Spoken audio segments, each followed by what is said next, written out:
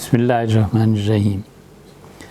اچھا بچوں بتائیے، پچھلی مرتبہ کیا گفتگو چل رہی تھی؟ بھول گئے تو پھر کیا سنائیں؟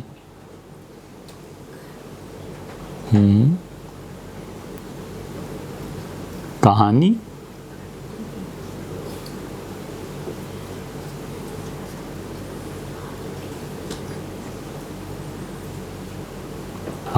ایک لطیفہ سنایا۔ اچھا، کون سا لطیفہ تھا؟ نہیں آ رہا، ٹانگوں سے کھا رہا ہوں۔ جی، پاؤں سے کھا رہا ہوں۔ حضرت سندھی رحمۃ اللہ علیہ کا لطیفہ سنایا تھا، بس یہ ٹھیک ہے۔ اب آپ نے تھوڑا سا گاڑی کو دھکا دیا نا، تو اب گاڑی چل پڑی۔ بات یہ کر رہے تھے بیٹے کہ علی گڑھ نے کیا کردار ادا کیا ہندوستان کی تاریخ میں، اور ہم نے آپ کو مسدس حالی کی جو ہے اس کو سنانا شروع کیا تھا، اور اس کے دیباچے کی کچھ سطریں پڑھی تھی۔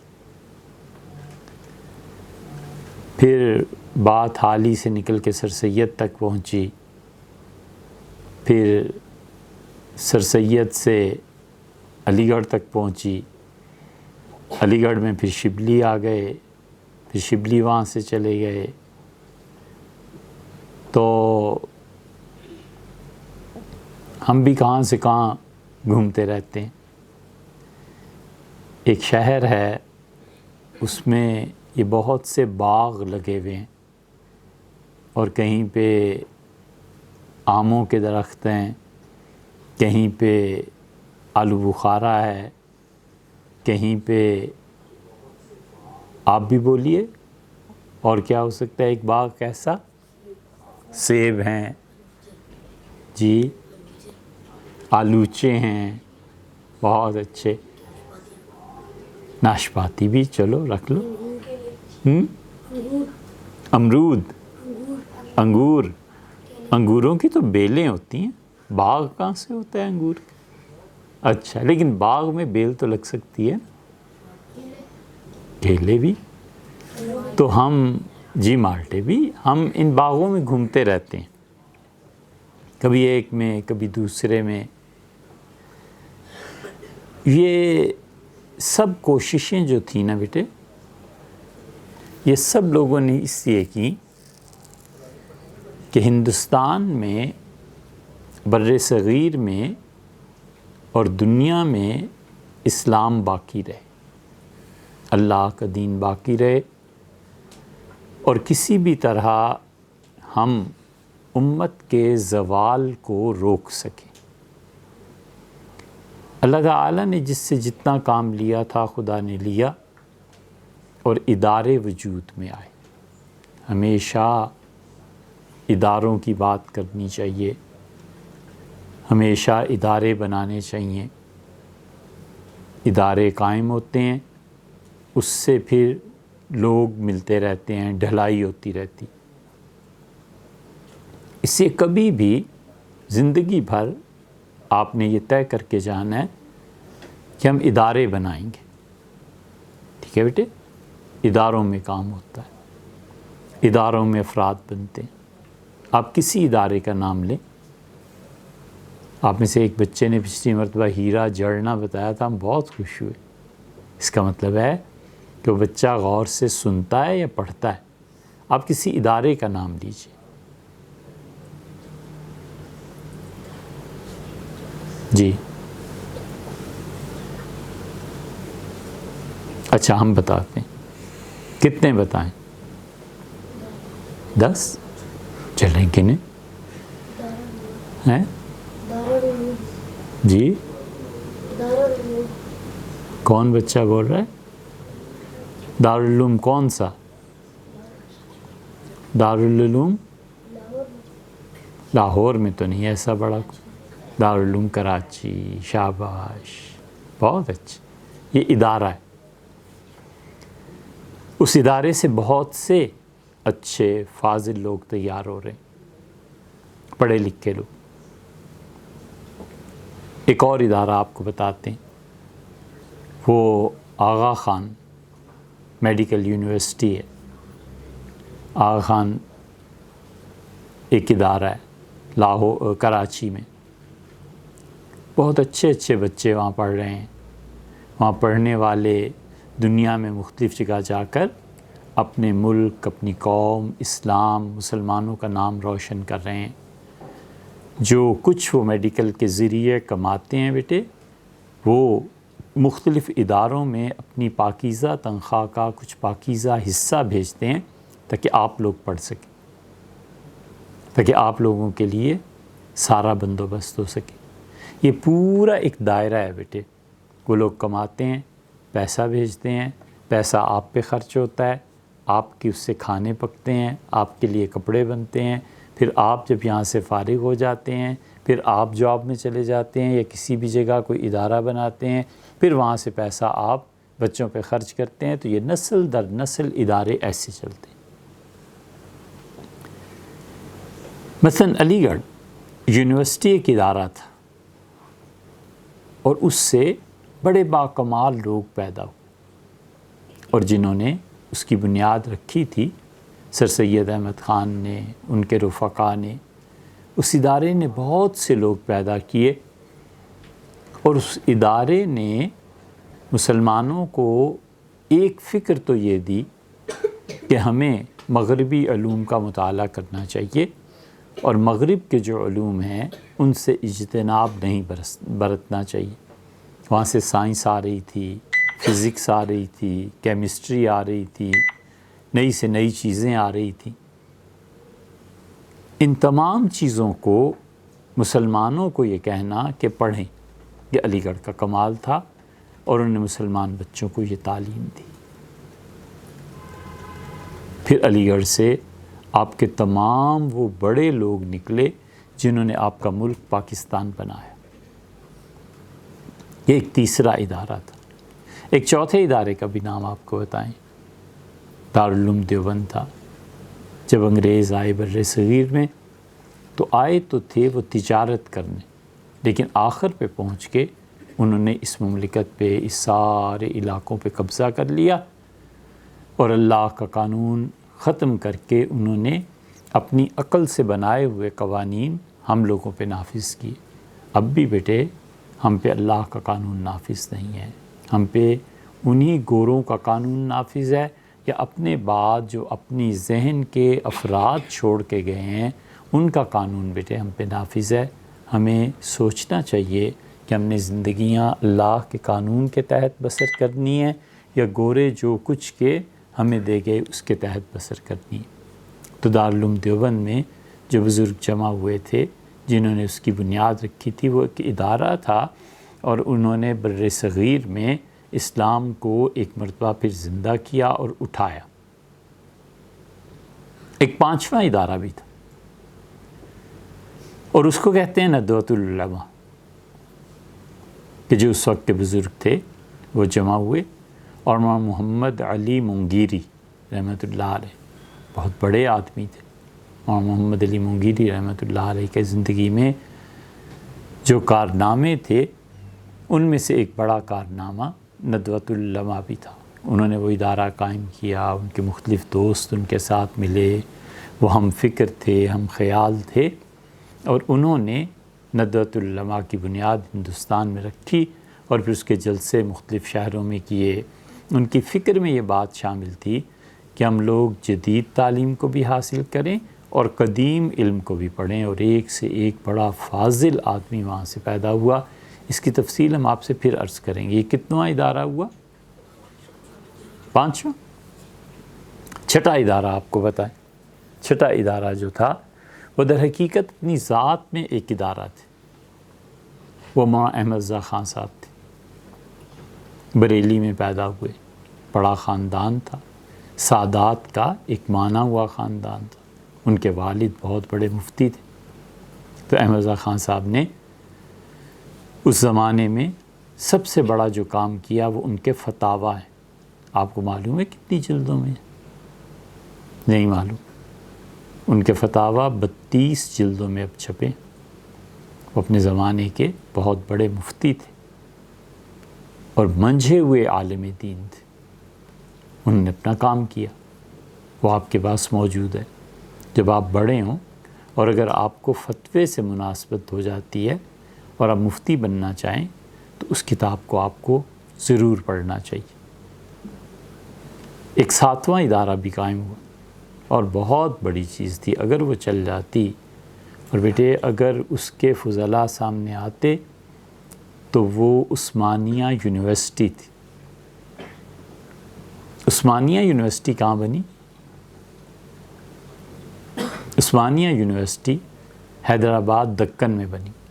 حیدرآباد دکن اسے اس لیے کہتے ہیں کہ جیسے ہمارے یہاں حیدرآباد کراچی کے ساتھ ایک شہر ہے نا، تو وہاں پر دکن ہے، اس کے ساتھ حیدرآباد ہے.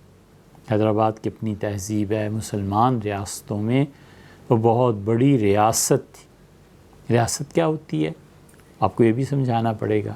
ریاست جیسے نواب ہوا کرتے تھے پچھلے زمانوں میں، نظام ہوا کرتے تھے، بہت بڑے زمین کے ٹکڑے، کئی 100 میل ان کی اپنی حکومتیں چھوٹی چھوٹی ہوا کرتی تھیں.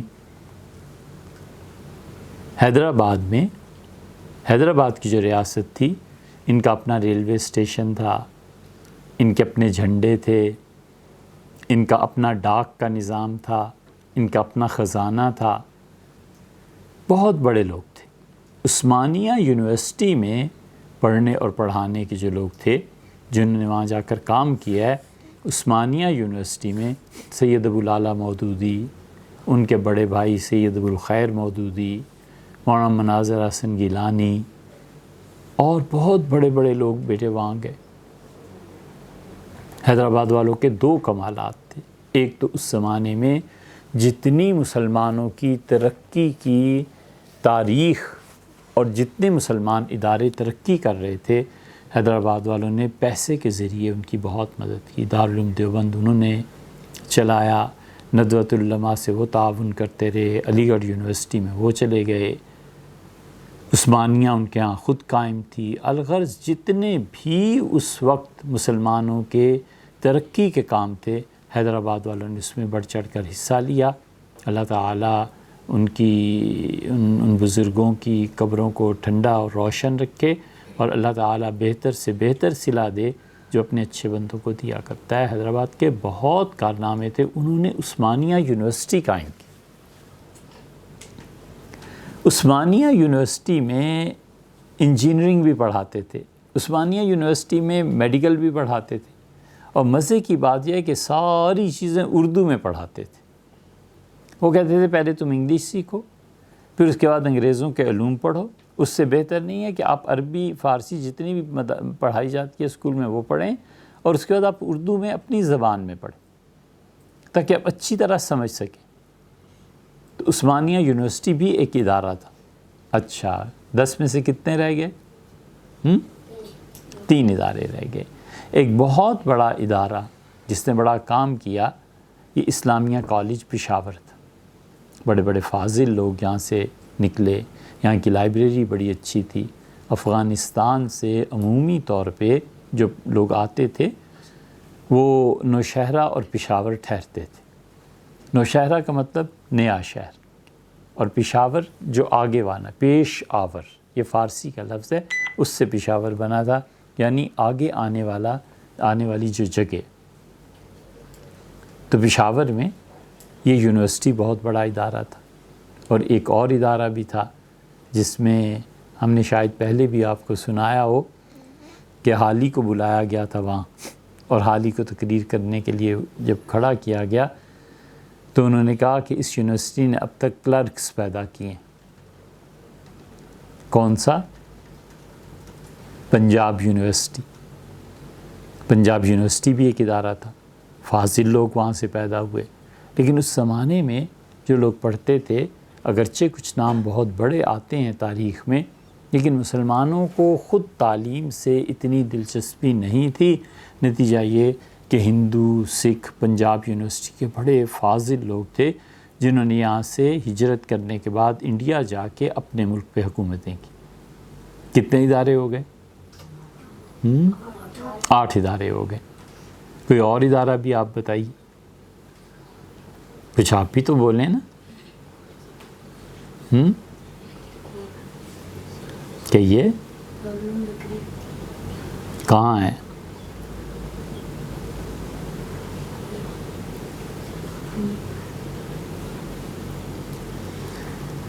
ان اداروں کی بات کریں جن کے فاضل, جن کے خریج, جن کے پڑھے پڑھائے اس وقت کوئی کام کر رہے ہیں,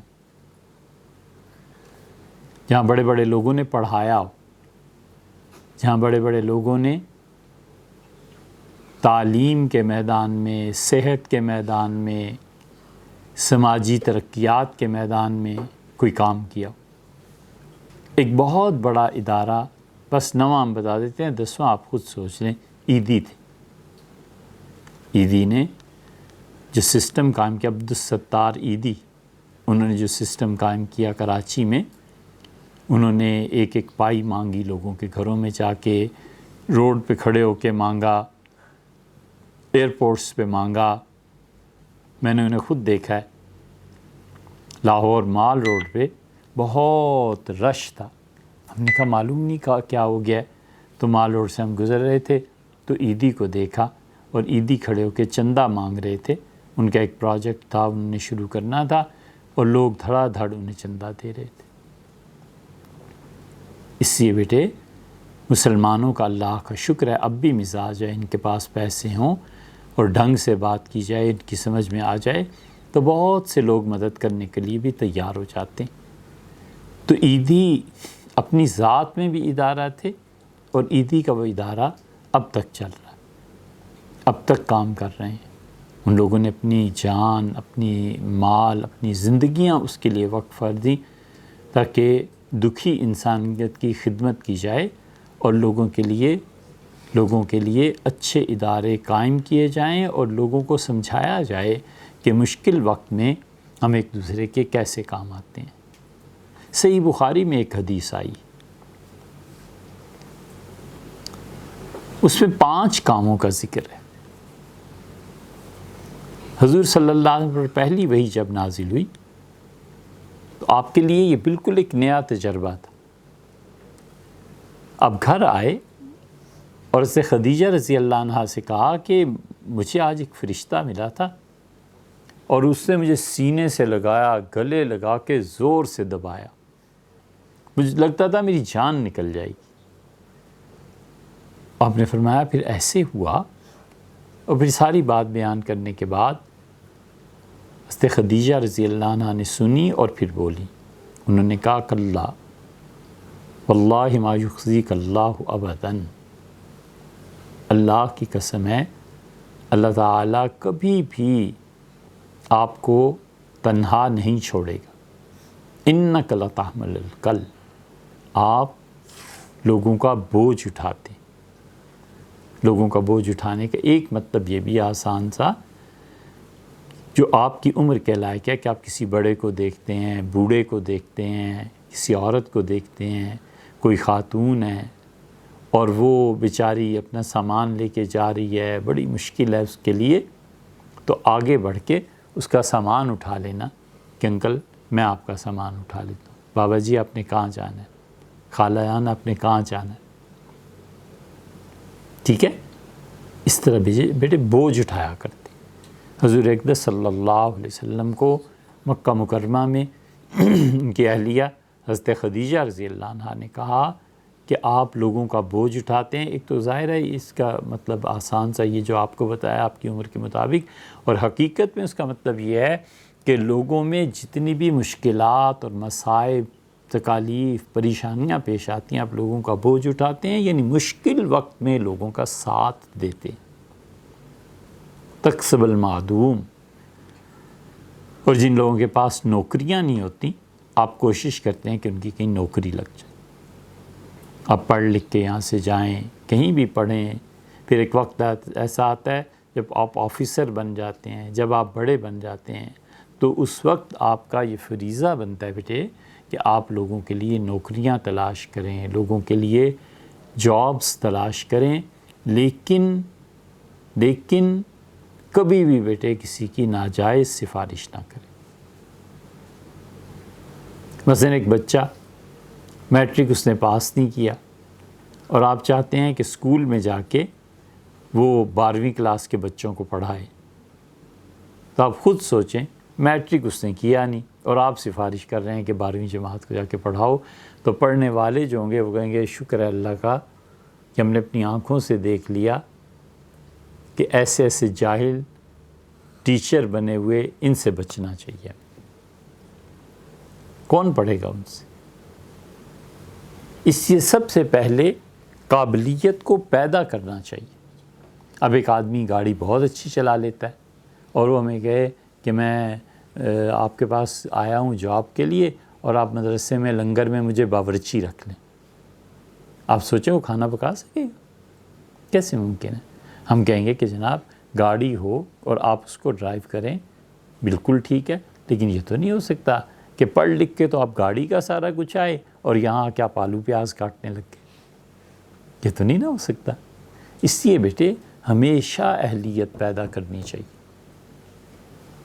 ہمارے مسائل اس وقت یہ نہیں ہیں کہ جابز نہیں ہیں ملک میں، مسئلہ ہمارا یہ ہے کہ لوگ اہل نہیں، لوگ قابل نہیں۔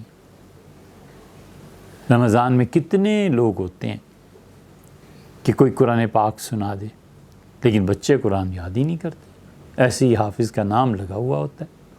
آپ نے دیکھے نا ایسے حافظ جو ایک پارہ نہیں سنا سکتے اور تراویح میں مصلی پہ ایسے کھڑے ہوئے ہوتے ہیں جیسے بس قرآن جبریل امین لے کے ابھی آئے کہ آئے، ٹھیک ہے نا؟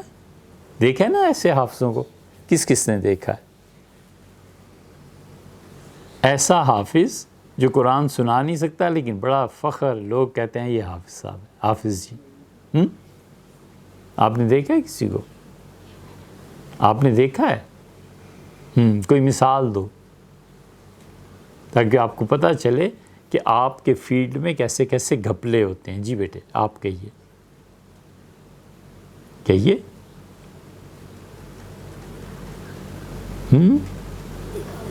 کہاں؟ گھر کے پاس کیا ہوا تھا؟ حافظ تو وہ تھا نہیں لیکن دعوے کر رہا تھا کہ حافظ ہے نا۔ یہی آپ کے ساتھ بھی ہونا ہے، اس لیے بات نے اتنا طول پکڑا ہے کہ کل کو آپ کے ساتھ بھی یہی ہونا ہے۔ آپ بھی جب مصلی سنائیں گے نا پھر پتہ چلے گا آپ کتنے پانی میں اور کتنے حافظ ہیں۔ ویسے تو آپ بہت اچھے حافظ ہیں لیکن جب قرآن سنو اور نہ آتا ہو پھر کیا فائدہ؟ ہم نے ایسے اساتذہ کو دیکھا ہے کہ بیٹے پورے قرآن میں ایک غلطی نہیں تھی، ایک غلطی۔ ایسے دیکھا ہے کہ وہ 3 پارے تو ایسے پڑھ لیتے تھے کھڑے ہو کے آرام سے جیسے آج کل صبح باقر خانیاں آپ کھاتے ہیں۔ کل نہیں ملی نا، پہنچ گئی رپورٹ، ساری رپورٹ پہنچ گئی۔ ایسے پکے حافظ تھے، آپ کو بھی ایسے ہی کرنا چاہیے۔ یا تو آپ کہیں ہم حافظ نہیں ہیں، اور اگر ہیں تو اس کا ثبوت دیں۔ بالکل اسی طرح لوگوں کی نوکریوں کے معاملے میں کسی بھی شخص کی ریکمنڈیشن، کسی بھی شخص کے لیے آپ سفارش جب کرتے ہیں تو آپ کو خود پتہ ہونا چاہیے کہ یہ کام کر بھی سکتا ہے یا نہیں کر سکتا۔ آپ سے کوئی کہے کہ ہمیں ایک پولیس انسپیکٹر چاہیے، ایک فوج کا اچھا افسر چاہیے، ہاشم کو جانتے ہیں؟ ہاشم آ جائے اور کہ مجھے رکھوا دیں پولیس انسپیکٹر۔ ہاشم کہے کہ میں تو جی فوج کا بڑا افسر بنوں گا، مجھے بھجوا دیں، آپ سفارش کر رہے ہیں۔ تو جس کو آپ سفارش کر رہے ہیں اگر وہ پاگل نہیں ہے تو ہنسے گا نا کہ کس کو بھیج رہے ہیں۔ بالکل اسی طرح بیٹے سب سے پہلے اپنے اندر صلاحیت اور اہلیت پیدا کیجئے۔ جب یہ پیدا ہوتی ہے پھر اس کے بعد آگے جا کر کسی چیز کے لیے آپ کسی بات کے لیے آپ بات کر سکتے ہیں۔ تیسری صفت انہوں نے گنوائی، ان کا تقرر ضعیف، آپ اپنے مہمانوں کی عزت کرتے ہیں۔ ہمیشہ بیٹے گھر آنے والوں کی، مہمانوں کی، آپ سے کوئی ملنے آ رہا ہے اس کا عزت، احترام یہ سب ہونا چاہیے، لیکن ملاقات لمبی نہیں ہونی چاہیے، کہ کوئی طریقہ نہیں ہے کہ مہمان آ رہا ہے اور آپ ایک ایک گھنٹہ اس کے ساتھ بیٹھ کے گپے مار رہے ہیں، کہ کوئی طریقہ نہیں ہے کہ خالہ جان آ گئیں اور پھوپھی آ گئیں اور چچا آ گئے اور فلانا آ گیا اور آپ 4 گھنٹے انہی کے ساتھ گزار رہے ہیں۔ یہ کیا ہے؟ اس چیز کو توڑنا چاہیے۔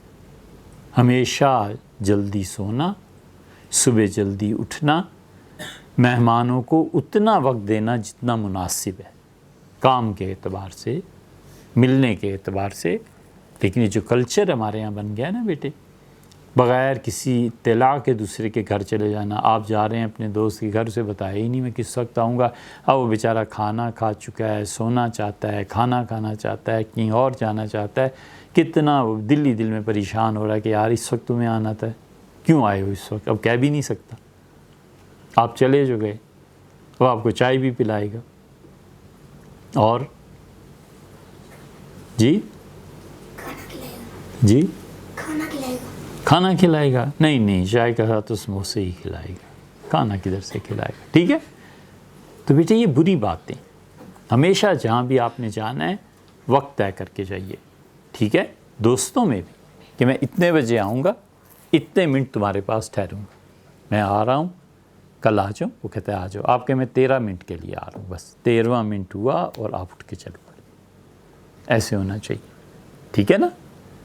میں کل آ رہا ہوں 17 منٹ کے لیے، 17واں منٹ ہوا اور آپ اٹھ کے چل پڑے، میں کل آؤں گا، آپ کے پاس بیٹھوں گا، بہت دن ہو گئے آپ سے نہیں ملا، 22 منٹ کے لیے آؤں گا، 22 منٹ بعد آپ اٹھ کے چل پڑے کہ 22 منٹ پورے ہو گئے، ٹھیک ہے نا؟ آپ سے کوئی ٹائم لینا چاہتا ہے، آپ کہہ سکتے ہیں کہ میں اس ہفتے چھٹی پہ آؤں گا، جمعرات ہوگی، میرے پاس آؤ، اور ٹھیک 53 منٹ کے لیے، 53 منٹ ہو گئے، آپ نے کہا بس بھائی ہو گیا وقت پورا۔ ہمارے حضرت سناتے تھے، مولانا ابوالحسن علی ندوی رحمۃ اللہ، حضرت فرماتے تھے کہ مولانا عبدالماجد دریابادی، انہوں نے قرآن کریم کی 2 تفسیریں لکھی ہیں، ایک انگلش میں ایک اردو میں۔ مولانا عبدالماجد دریابادی کو فالج ہو گیا تھا، اور بیٹے وہ اتنے عظیم انسان تھے، اتنے عظیم انسان تھے، ان کی تفسیر ہے قرآن کریم کی، بالکل مختصر سی، کہنے کو تو مختصر ہے مگر پورا انسائکلوپیڈیا ہے، 50 تفسیریں پڑھ کے انہوں نے پھر ایک جملہ لکھا ہے، بہت بڑے آدمی، ان کو فالج ہو گیا، کروٹ بدلنے سے ادھر ادھر معذور ہو گئے، ان کا بیٹا کوئی نہیں تھا، بیٹیاں تھیں، بیٹیاں انہیں اٹھاتی تھیں، بٹھاتی تھیں، کھانا کھلاتی تھیں، کچھ بھی۔ وفات سے کوئی 3 ہفتے پہلے وہ ایک کونے کی طرف دیکھنے لگے، مسلسل دیکھتے رہتے تھے، اسی کونے کو دیکھتے رہتے، پہلے تو پھر ادھر ادھر دیکھ لیتے تھے، اب اسی کونے کو۔ تو ان کی بیٹی نے پوچھا کہ باپ کو کیا ہو گیا ہے، آپ اس کونے میں دیکھتے رہتے ہیں؟ تو انہوں نے اپنی بیٹی کو بتایا کہ فرشتے دیکھ رہا ہوں۔ بیٹی نے پوچھا فرشتے؟ انہوں نے کہا ہاں، یہ فرشتے بڑے ادب احترام سے کھڑے ہیں اور مجھ سے کہتے ہیں ہم آپ کو لینے آئے ہیں۔ تو میں نے ان سے کہا لے چلو، انہوں نے کہا آپ کی زندگی کے بھی کچھ دن باقی ہیں۔ 3 ہفتے تک فرشتے کھڑے رہے انہیں لینے کے، اتنے بڑے آدمی تھے۔ ہمارے حضرت کہتے تھے رحمہ اللہ کہ میں پڑھاتا تھا، استاد تھا، تو مجھے قرآن کریم کی تفسیر میں کبھی کبھی مشکلات پیش آتی تھی، تو میں مولانا عبدالماجد دریابادی کو خط لکھتا تھا کہ حضرت یہ چیزیں پیش آ رہی ہیں، کچھ مشکلات ہیں، آپ حل کر دیں، آپ سے پڑھنا ہے، مدد چاہیے۔ تو مجھے لکھتے تھے کہ علی میاں فلاں دن آئیے 1 گھنٹے کے لیے، فلاں دن آئیے 1 گھنٹہ 5 منٹ کے لیے، تو میں چلا جاتا تھا۔ ایک دن میں نے ان سے پوچھا ان کی عادت کیا تھی؟ عادت یہ تھی کہ وہ گھڑی پہ، آپ الارم لگانا جانتے ہیں؟ ہاں، وہ اپنی گھڑی پہ الارم لگاتے تھے، 12 پہ دونوں سوئیاں جمع کر لیتے تھے۔ اب کسی کو فرض کر لیجئے انہوں نے 7 منٹ کا وقت دیا نا، تو 12:07 کا الارم لگا دیا، 7ویں منٹ میں الارم بجنا شروع ہو گیا، مولانا اٹھ کھڑے ہوئے کہ بھئی آپ کا وقت پورا ہوا چاہیے۔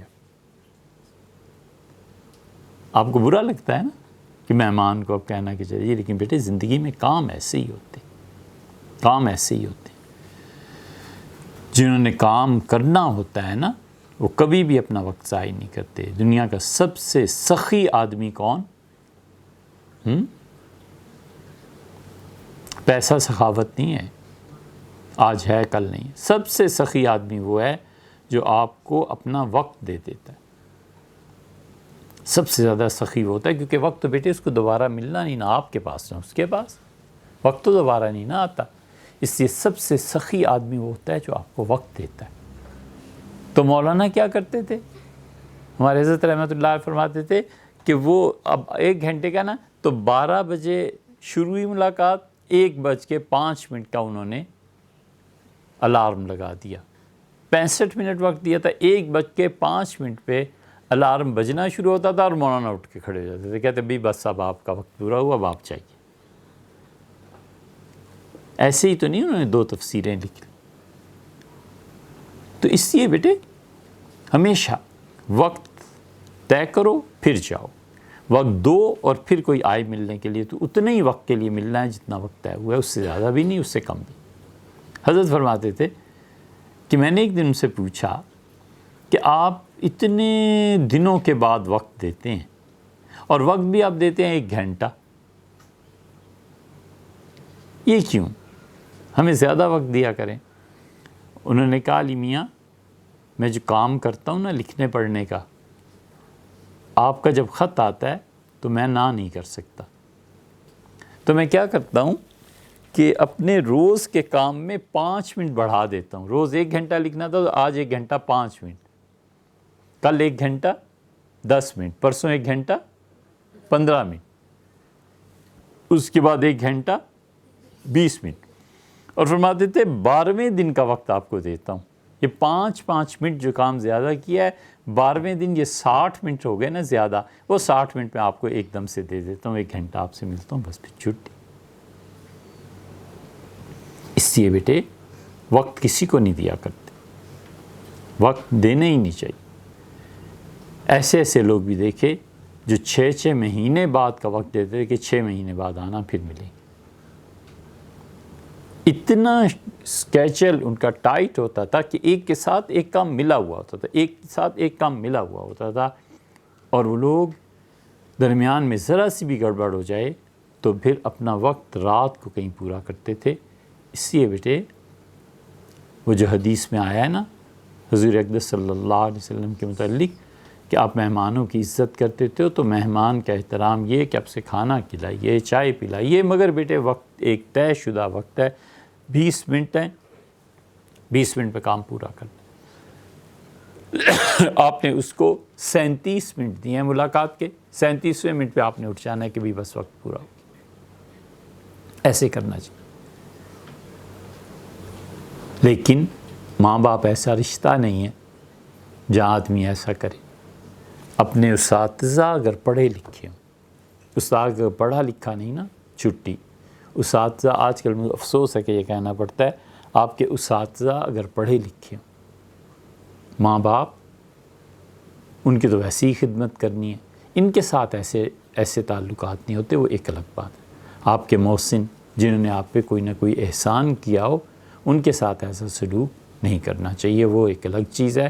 جو اپنے محسنین ہوتے ہیں، دوست ہوتے ہیں، آدمی خود قدر کرتا ہے ان کی کہ انہوں نے بڑے مشکل وقت میں میرا ساتھ دیا ہے، بہت کٹھن اوقات ہم نے مل کے گزارے ہیں، وہ ایک الگ چیز ہے بیٹے. لیکن وقت کو ضائع نہیں کر. حضرت خدیجہ رضی اللہ عنہا نے کہا کہ آپ کیا کرتے ہیں؟ مہمانوں کی عزت کرتے ہیں. وَتَعِينُوا عَلَى نَوَائِبِ الْحَقِّ، اور جب قدرتی آفات آتی ہیں تو آپ لوگوں کی مدد کرتے ہیں.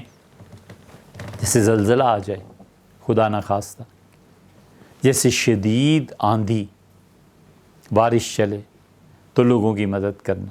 ہم نے کئی بار دیکھا ہے بیٹے، شدید آندھیاں چلتی ہیں نا، ہوا چلتی ٹھیک، اور کھڑکیاں اور دروازے بج رہے ہوتے ہیں، آپ تو مدرسے کی مدد نہیں کرتے.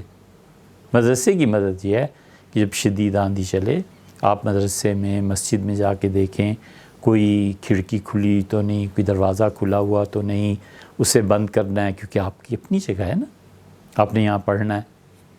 رات کو عشاء کی نماز کے بعد اگر آپ جلدی نہیں سو رہے یا 2 منٹ 3 منٹ مسجد میں آئے، دیکھا کوئی لائٹ تو نہیں چل رہی، کوئی پنکھا تو نہیں چل رہا، کیوں؟ اس لیے کہ بیٹے ملک میں بجلی کم پیدا ہو رہی ہے، ہمیں اپنے ملک کا بھی سوچنا ہے، ہمیں اپنی قوم کا بھی سوچنا ہے، ہمیں یہ سوچنا ہے کہ وہ تمام لوگ جو اس خطے میں رہتے ہیں، چاہے ان کا کوئی بھی مذہب ہے، لیکن ہمارا ملک تو ہے نا، ہمیں اپنے ملک کے ساتھ ہمیشہ خیر خواہی رکھنی، ہمیں اپنے ملک کے ساتھ ہمیشہ اچھا سلوک رکھنا ہے، ہمیں اپنے ملک کی خدمت کرنی ہے، ہمیں اپنے چھوٹوں کو بچانا ہے، اگلی نسلوں کو بچانا ہے۔ تو آپ کی کوآپریشن اور آپ کی مدد یہ ہے کہ آپ آ کے ادارے میں دیکھیں، اچھا یہاں پہ کوئی گندگی پڑی ہوئی ہے، اوفو کتنی بری چیز ہے، جا کر کسی کو اطلاع دینی ہے کہ سر وہ صاف کرا دیں اس جگہ کو، وہ جگہ گندی کھانے کے لیے نہیں ہے، کیوں نہیں ہے؟ آپ اپنے ٹیچر کو بتائیں، پوچھیں۔ یہ سب وہ چیزیں ہیں جو آپ مدد کر رہے ہیں۔ تو اس لیے یہ چیزیں آپ کی زندگی میں آنی چاہیے۔ سب سے اہم چیز کیا ہے؟ ہم نے ایک ترتیب آپ کو بتائی تھی۔ ٹاپ پہ کیا چیز ہے جس پہ کوئی کمپرومائز نہیں ہو سکتا؟ وہ عقیدہ۔ اہل سنہ کا جو عقیدہ ہے نا، اس پہ کبھی کمپرومائز نہیں کرنا۔ اللہ ایک ہے، ساری دنیا کہے کہ خدا دعائیں نہیں ماننا، اللہ ایک ہے۔ ٹھیک ہے بیٹے، ہماری سمجھ میں آئے یا نہ آئے، اللہ ایک ہے۔ یہاں پہنچ کے سارے دروازے بند کر لینے چاہیے اور نبوت پر اعتماد کرنا چاہیے۔ حضرت رسالت پناہ صلی اللہ علیہ وسلم نے جو چیز بتائی ہے بس حرف آخر۔ جنت یقیناً ہے، جہنم یقیناً ہے۔ حضرت رسالت پناہ صلی اللہ علیہ وسلم یقیناً اللہ کے رسول اور نبی، اور اللہ کے رسولوں اور نبیوں میں آخری نبی علیہ الصلوۃ والسلام۔ یہ سب عقیدے کی باتیں، کبھی کمپرومائز نہیں کیا جا سکتا اس میں۔ ایک اور عقیدے کے بعد سب سے اہم چیز کیا ہے؟ اب بولے وہ بچہ جس نے اس وقت کہا تھا،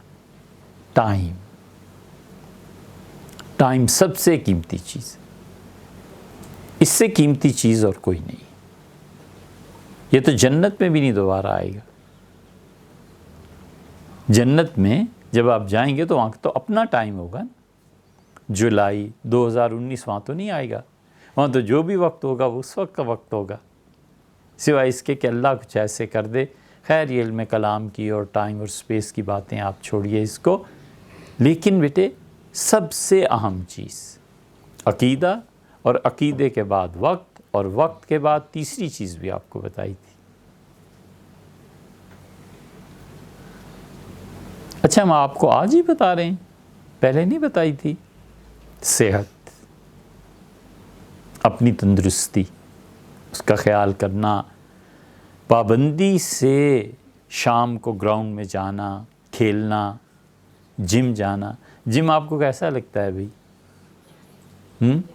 جاتے ہیں اب بچے، بڑے بچے جاتے ہوں گے ہے نا؟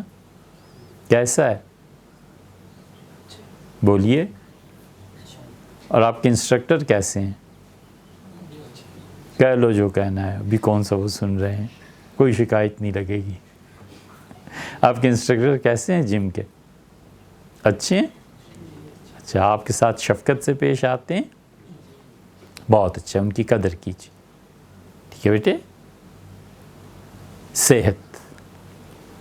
صحت قائم رہے گی تو آپ علم حاصل کریں گے، صحت ہوگی تو کچھ پڑھیں گے نا۔ مریض آدمی کا مشورہ بھی مریض ہی ہوتا ہے، مریض آدمی کی باتیں بھی مریضوں جیسی ہوتی، ایسے ہے نا؟ اس لیے بیٹے علم کا نمبر پھر آئے گا، اس کے بعد آپ کی صحت ہونی چاہیے، آپ فزیکلی فٹ ہونے چاہیے۔ اگر آپ فزیکلی فٹ نہیں ہیں نا تو ایک بہت بڑا احسان ہم پہ کریں، آپ چھوڑ دیں، ہمارے پاس سے چلے جائیں۔ فزیکلی فٹ ہوں گے، آپ کو نیند ٹھیک آئے گی، آپ نے ایکسرسائز کی ہوئی ہے۔ ایکسرسائز کے بعد نیند کیسی آتی ہے؟ گہری نا، بہت اچھی۔ کہ بیٹے اب آپ اس قابل ہیں کہ معاشرے میں رہیں، اب آپ اس قابل ہیں کہ معاشرے میں لیڈ کریں، اب آپ اس قابل ہیں کہ معاشرے میں کسی بھی مقام پر پہنچ کے آپ کہیں بھی بہت اچھی رائے دے سکتے ہیں، بہت اچھے کام کر سکتے ہیں۔ اور اگر آپ کے سر میں خود درد ہو رہا ہے تو پھر جا کے کیا کرنا ہے؟ آج تو کھانا ہی بڑا خراب تھا، پھر اب آپ نے جا کے کیا کر لینا ہے؟ ٹیچر پوچھتے ہیں آپ آئے نہیں، وہ سر مجھے چوٹ لگ گئی تھی، تو چوٹ لگ گئی تھی تو پڑھنا چھوڑ دیا، غلط بات ہو گئی نا۔ آپ نے کیوں نہیں احتیاط کی کہ آپ کو چوٹ نہ لگے؟ آپ اتنی رفتار سے سیڑھیوں سے نیچے جائیں جتنی رفتار آپ کنٹرول کر سکتے ہیں۔ آپ اس سے زیادہ نیچے جائیں گے، گریں گے، آپ آ کے پڑھ نہیں سکیں گے۔ تو پھر تو آپ کو کوئی ایسا نہیں ہے جو اس میں چوٹ کے اثرات کے ختم ہونے میں آپ کی مدد کر سکے۔ اس لیے بیٹے سب سے زیادہ پہلے نمبر پہ کیا چیز ہے؟ عقیدہ، دوسرے نمبر پہ ٹائم، اور تیسرے نمبر پہ صحت۔ پھر انشاءاللہ آئندہ بات کریں۔